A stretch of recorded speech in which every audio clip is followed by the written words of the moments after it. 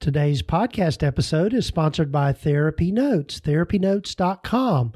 And if you'll go over and check them out, they are the #1 electronic health record system for counselors and therapists. They will provide everything you need to make your practice run smoothly and efficiently. And go check them out, TherapyNotes.com. And if you'll use the coupon code Gordon, just GORDON, you can get your first 2 months free. TherapyNotes.com.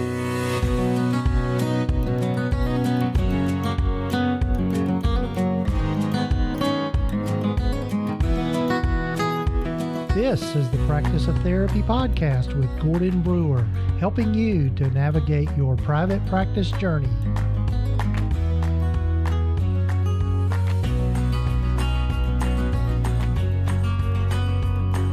This is session number 115 of the Practice of Therapy podcast. Hello, folks. I'm Gordon Brewer, and I hope you're having a good week so far. Here we are into February. It's hard to believe that the year is off to a fast start already. Just seems like January went by in no time at all.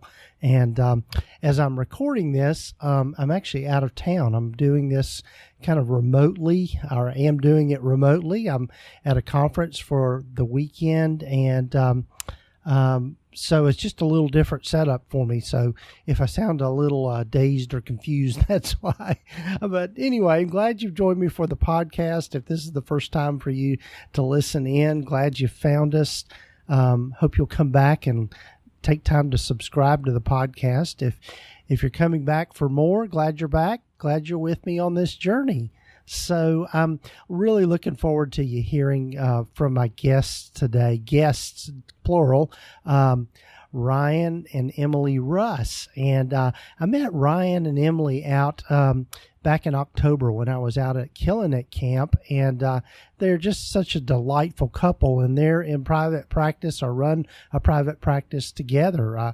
Ryan handles all the clinical side of things.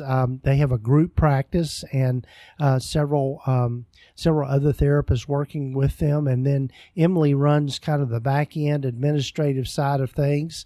And they've just got a really interesting story and just how they went into this. And I think one of the things you'll pick up on from them as you get to hear from them is just this whole theme of clinical excellence and just what they've been able to do with their practice and their particular niche that they're in, and just doing intensives with couples and men in particular that are struggling with sex addiction. So anyway, looking forward for you to hear from them.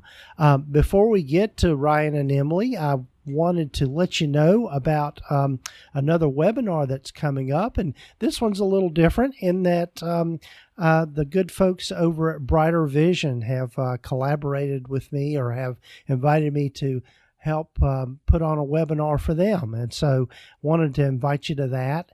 If you'll go to the website, just practiceoftherapy.com, you'll see a banner at the top of the page should come up for you, and you can register there. And that webinar is going to be on February the 24th at 1 p.m. Eastern Standard Time, and it's going to be an on-demand webinar, so be sure to register for that.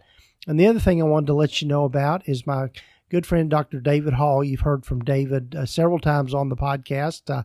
He was here recently on a few episodes back. But David has got, the theme I've been kind of working on here at the beginning of the year is just teaching people and having people on that are interested or just around the topic of diversifying your income in your practice. And so David has got a course that he has put together that teaches people how to hold CE events, continuing education events. And one of the things that he's discovered is it can be pretty lucrative for you as just a really kind of a side hustle, if you will, or bringing in other income for your practice. But he's put together a full course on that, as he likes to call it, the soup to nuts around holding a CE event. And he's got a launch of that particular course for a limited time Once you sign up, you've got lifetime access, but there's just a small window in which you can register for the course, and that course registration and enrollment is open until February 17th. Again, there'll be links in the show notes here for you to get to that, to enroll. And if you use the coupon code, just Gordon 2020, you can get 20% off your enrollment of that course. So those of you that are on my email list or subscribe to the Practice of Therapy through my email, you will have gotten some emails about that. And so you can use the links there as well. But anyway, check out the link here in the show notes, show summary, and take a look at that course. It might be something that would be really helpful to you in your journey. So one other thing real quickly before I get to the Emily and Russ, like I said, I'm recording remotely with this. And so when I recorded Emily and Ryan, not Emily and Russ. I made that mistake earlier when I was talking to them. Russ is their last name, Ryan and Emily. And so, and I think it's because Emily and I had been emailing back and forth, and I've got a visual of her full name, Emily Russ. So anyway, that's a side note. Didn't mean to get off that tangent. Anyway, in our recording this, I was relying on the hotel internet to do our recording, and so there are a few blips and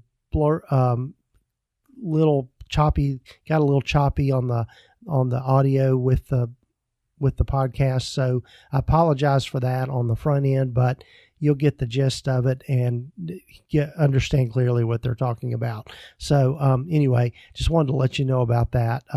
Again, I just go with the flow and just roll with it, and it turns out to be a good podcast anyway. So anyway, without further ado, here are my friends Ryan and Emily Russ.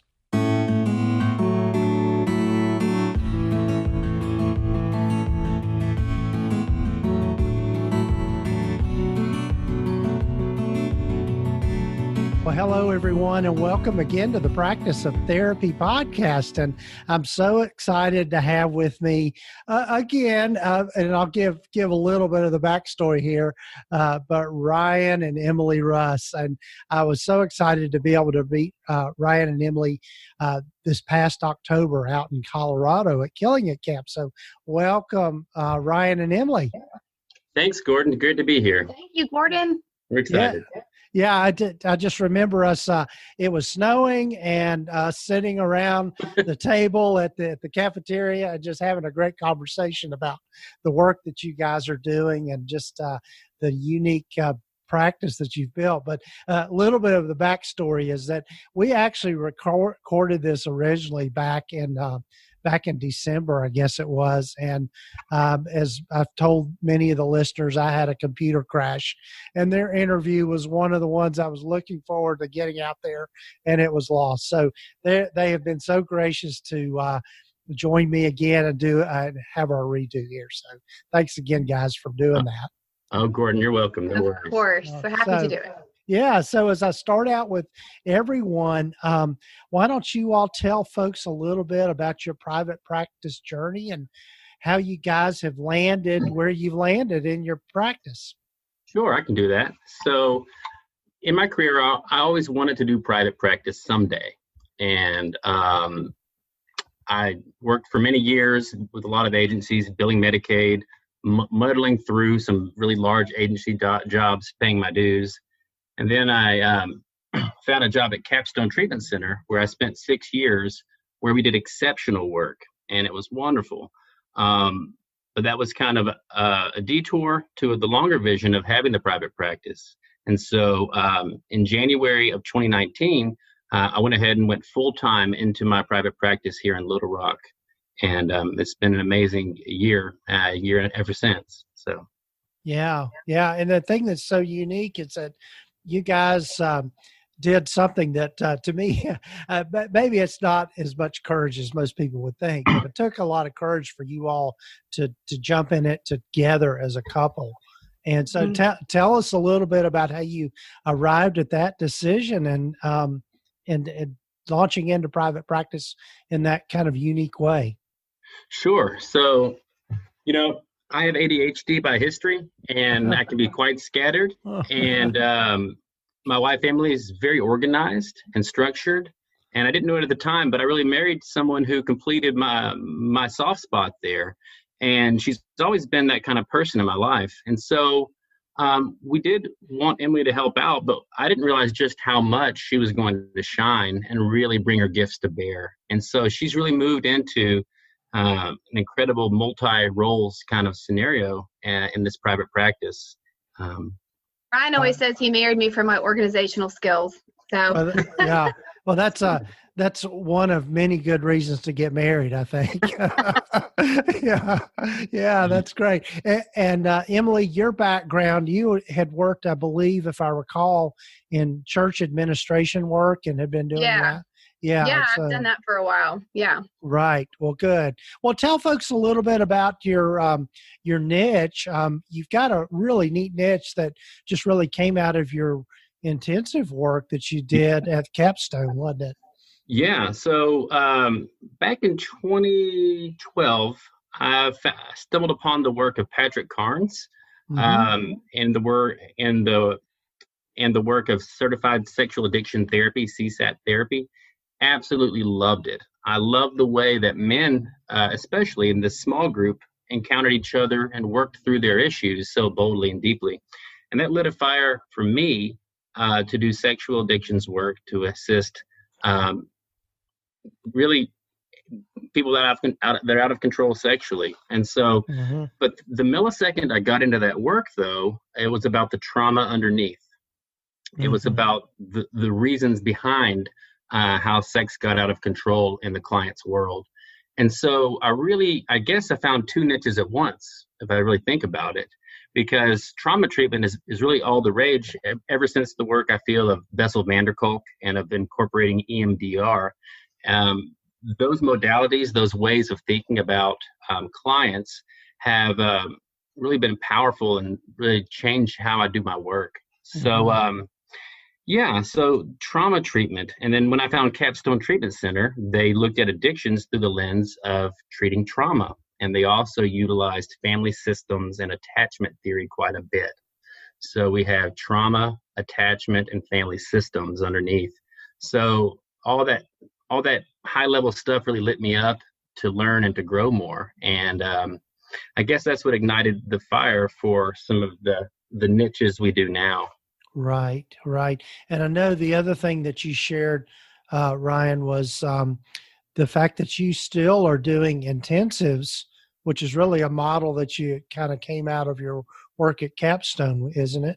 Yeah, it is. And we didn't know it at the time, but half of my revenue in our first year of practice came from doing intensives. And these are people from all over the U.S., former clients from Capstone that were wanting to do additional work. And half of my business was that.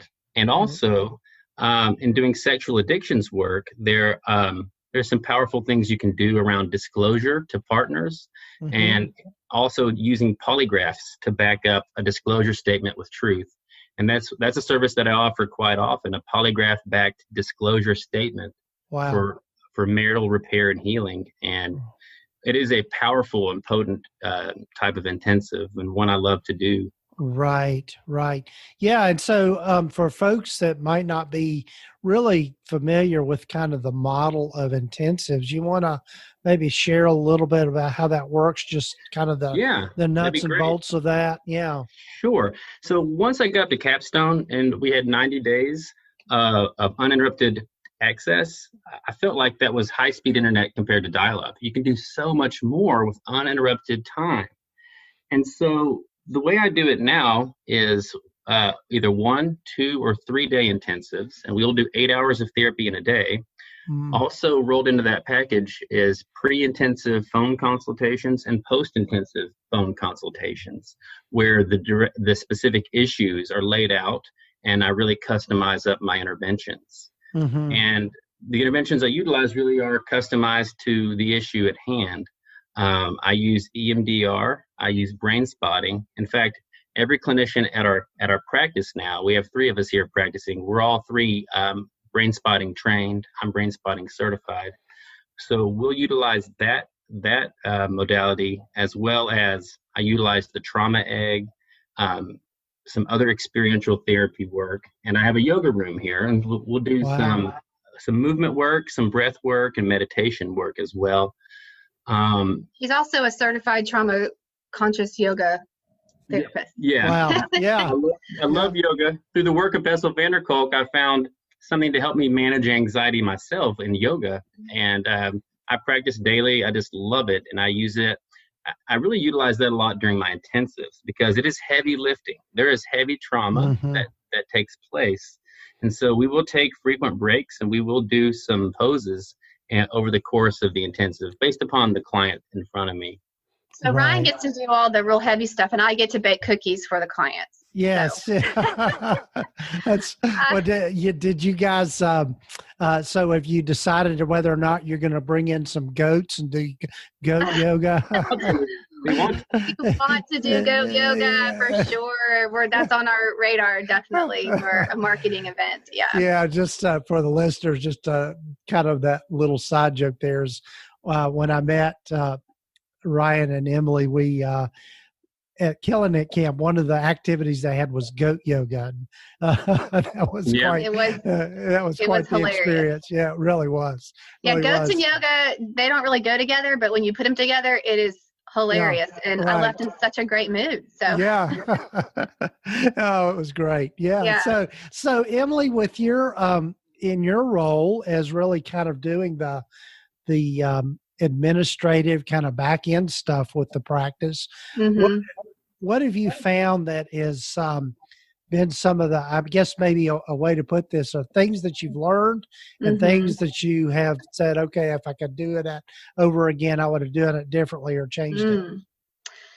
Yeah, well, I think the biggest thing I've learned this last year is when Ryan was going to launch his private practice. I mean, Ryan is a very gifted, very talented, very certified therapist, and he's top notch and he has an amazing reputation. And I thought, oh, okay, Ryan's going to go do his private practice and I'm just going to stay home with the kids like I usually do.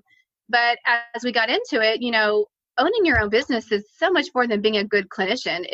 There's so much behind the scenes of doing business stuff, organizational stuff. And so I, over time, found myself really pulled and called and needed more of my time and more of my time, where I quit my job at the church and was really focusing full time. And now I'm even looking at hiring an assistant for myself. Wow. So, so there's just a lot. I think I learned that there's so much with owning a business. And I feel like I was very empowered this last year to step into this role. To help Ryan and to work on this together. And, I think I have some friends, they're like, oh, you work with your husband. That's so wonderful. And it is. And I think we are uniquely gifted to work together. I think we kind of the yin and the yang, we complement each other, but not every couple I don't think is necessarily, set to do that. But I always say to Ryan, I work primarily at home and he works primarily at the office. And so we work together, but we're not necessarily in proximity together all the time, which I think helps. But I always say, for better or for worse, but not for lunch. So yeah, okay. I think that's a great rule for every married couple. So So what are the,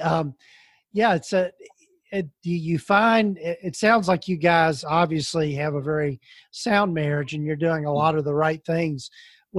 Have you run into any issues where you've just kind of not necessarily seen eye to eye about how you want to do things, or do you just kind of...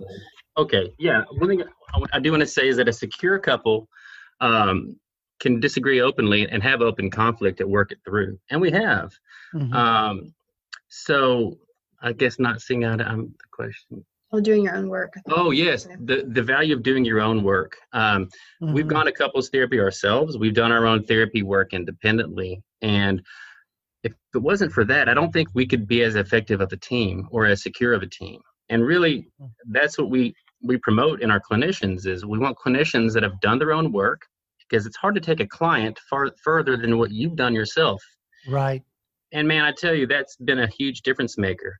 And so, because of that foundational work, we can disagree, but we can also have mutual respect with each other.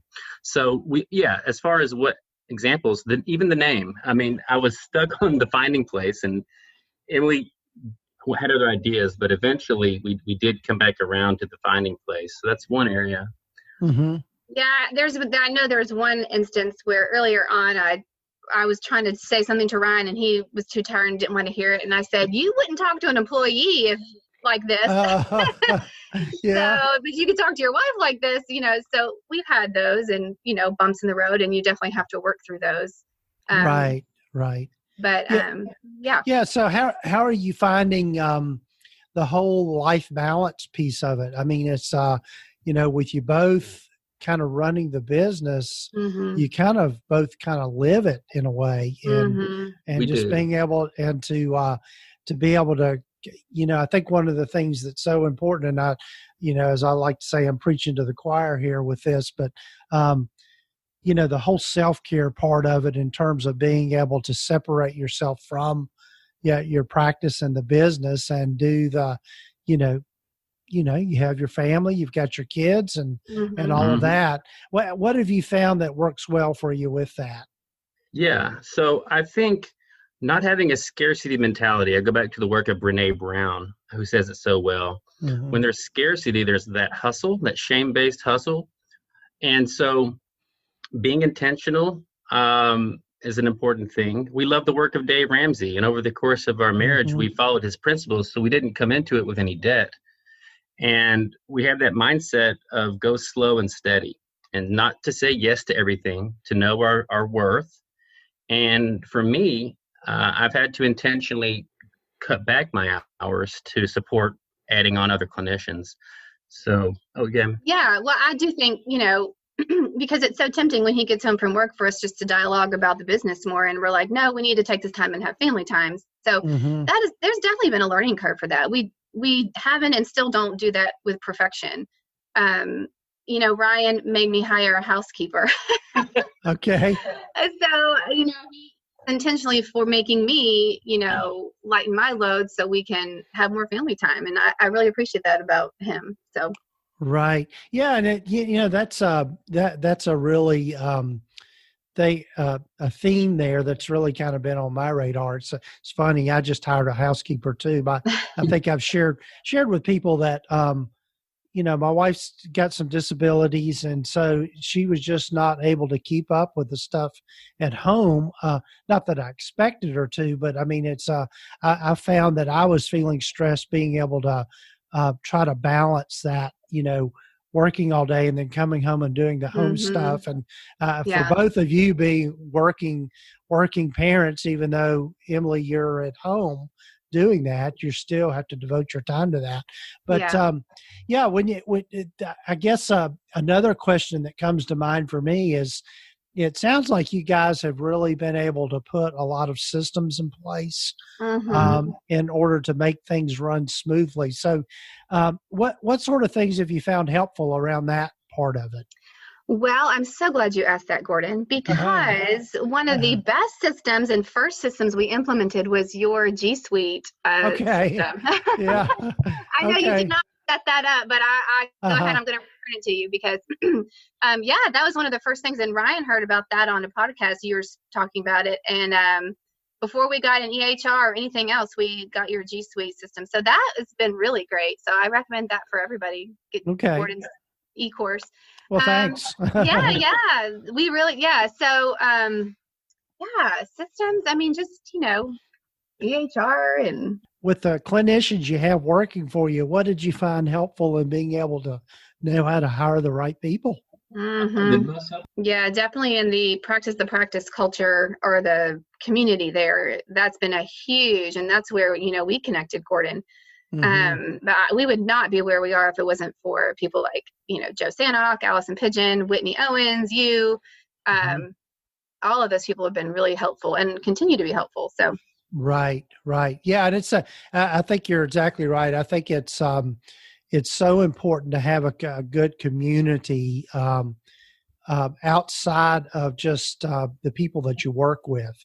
It's just, I'm a big proponent of that myself. I know every time that I've like taken part in a mastermind group or done, like you said, some individual coaching or consulting, it's just really boosted my practice so much more, and you get so much clarity, and you're able to see things from a different perspective, which is so important. Educating yourself, it pays off in more ways than you even know. For me, when I paid to get my sexual addiction trainings, this was years ago. This is 2012, and it was a big investment for us at the time. But getting a niche, getting trained up, educating yourself carries dividends that we're not even aware of, I think. So. Right. Have you found? Yeah. Well, go ahead. No, go ahead, Emily. I was going to say, Ryan and I, as a couple, believe very much in doing your own work. Doing your own work, in your marriage, so you can have a better marriage, but also for a clinician, doing your own work as a clinician, so you can be a better clinician and serve your clients. Right. And so that's one thing that at our practice is we have a pretty generous budget for each member of our staff to continue to do their own work and to build up in themselves. And, another niche that Ryan has is doing intensives for other therapists, actually, because, there'll be therapists in a city and they have a hard time knowing who to reach out to because all these people are their colleagues and they need to come and unload or work through some stuff. So we actually have some other therapist clients who come into town and do intensives with Ryan. And we just really believe in, you can't be selling the stuff if you're not believing in buying the stuff yourself. So experiential component where the work was applied to you. And so I try to pay that forward now with therapists that are willing to come and do a customized intensive on their own trauma history and their own attachment issues. So that's important. And I don't get to do the therapy, but I get to make the hostess packets. And so anytime we have a custom, and that's what been, it's actually one of our clients recommended that we start doing hostess packets. And I thought, what a fabulous idea. I would love to do that. That totally plays into my gifting. And I love to love on our clients. And like I said, I'll bake them my special cookies and I'll go buy them their favorite snacks and have different treats and books for them to read because I love loving on the clients. And I can't do that in the therapy room, but I can do that in other ways. So right. Yeah, I'd say what I love is you guys just really kind of cater to give people the whole package in terms of being able to help people with that. And the other thing too, I'll say is that I've been impressed with you guys is just Ryan, your focus on just doing clinical excellence and just staying on top of that and really making sure that you're doing really sound evidence-based practices, which is in the end, it absolutely pays off for itself. More frustrating early in my career than not being totally effective. Some clients got better and some didn't. It drove me nuts. I got into the field to make change. And so reaching out for trainings and learning what works, I don't know, there's just something great about that. Right. And that's really what drives me is doing the best possible work. And our culture doesn't always support that. That scarcity mindset with a lot of therapists are, I can't afford this training, or I need to see 35 clients a week and I need to pack them in. Well, no, you don't. If you have patience and the right values over time and persistence, you can really transcend that scarcity mindset of less than. And that mentality that Ryan has, that personal belief that he just described, has bled over into our group practice. And after some conversations, we've decided our slogan for our practice is where the art of therapy matters, because we're never going to be a big box. We're just herding people in and out, every hour sitting on the couch. We believe in the art of therapy and we believe in excellent, effective work.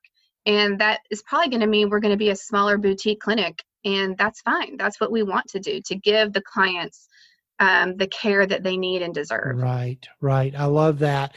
Yeah, Ryan, you want to speak again quickly to just that scarcity mentality, because that I think that just really is a message that people need to hear. you want to say a little bit more about that? Yeah. It's all over our culture. It's wrapped up in a lot of our themes. Ever since, I think, maybe the Great Depression, as far as that goes financially. But it's about fear. It's about workaholism. It's about doubting yourself. It's about limiting beliefs, like I have to take insurance. Well, we found a way where we don't have to, or I could never do that. And really, it's about encouragement too. Other people tend to value you more than you value yourself sometimes. And so if others that you connect up to believe in you consistently and well, you can transcend that. So, and essentially that's all about doing your own work. And if you're trapped in those ways of thinking or being, you're not going to be doing deep and quality work. Out of that poverty mindset, I think you'll be offering crappier work. So it's truly important to have an intentional effort to do quality work, or to experience that. And however it looks, whether it's reading books on your own, or doing trainings, but to utilize the tools around you to level up, to me, it's just a no-brainer. Right, right. Yeah, and I think it's I think that's something people need to hear, is that there's those kinds of investment of your time, you're always going to get a return on that. And I think it's but it's at the same time, it can be scary for people, especially when they're first starting out. So yeah, I know it was for us, but behind every risk I took to do a training or to invest in reading with my time, I was supported. And I don't take that for granted. I was definitely supported. But then to take the freedom and the opportunity I had to really invest in something to create value, I'm grateful that I was able to do that. Right, right. Well, Ryan and Emily, I want to be respectful of your time, and I'm so glad again that we were able to reconnect and do this again, despite my computer snafu. Tell folks how they can get in touch with you if they want to ask you more and that sort of thing. Yeah, well, you can email me. I'm the clinic manager at Emily@thefindingplacecounseling.com, or visit our website at thefindingplacecounseling.com. Great. And we'll have all that in the show summary and the show notes for people to be able to connect with you. Well, Ryan and Emily, thanks again for being on the podcast. Thank you so much. It was a pleasure. Bye, Gordon. Bye-bye.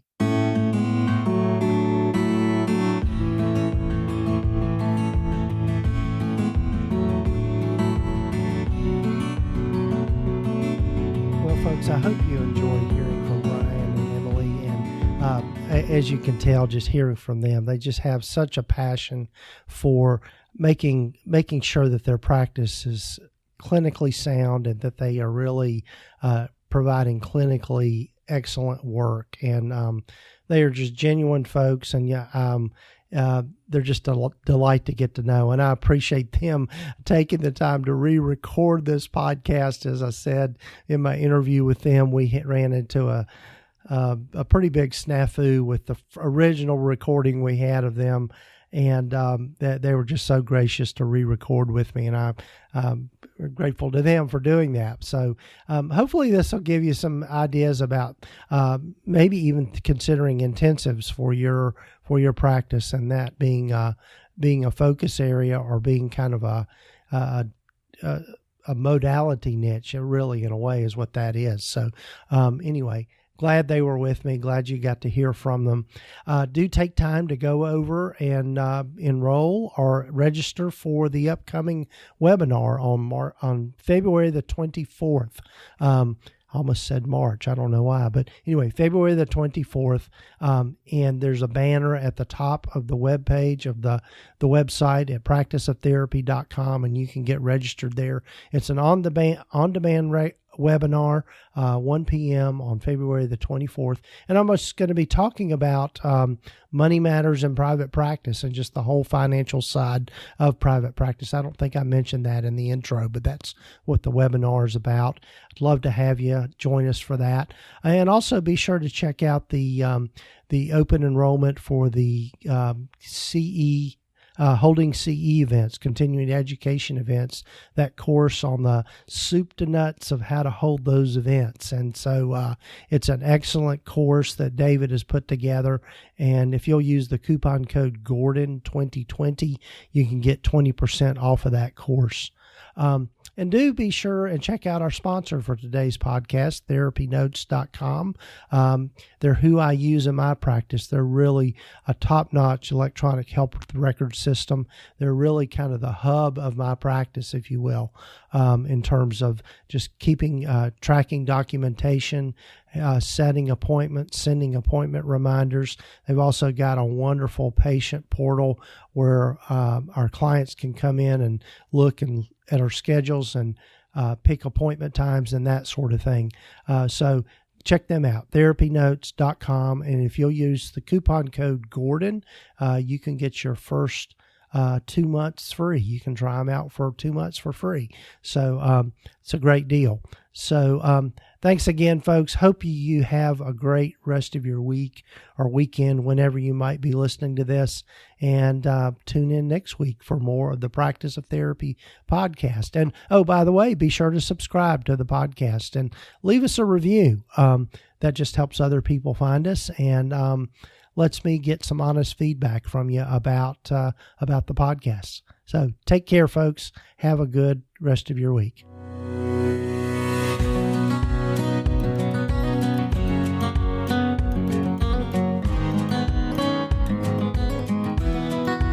Been listening to the Practice of Therapy podcast with Gordon Brewer.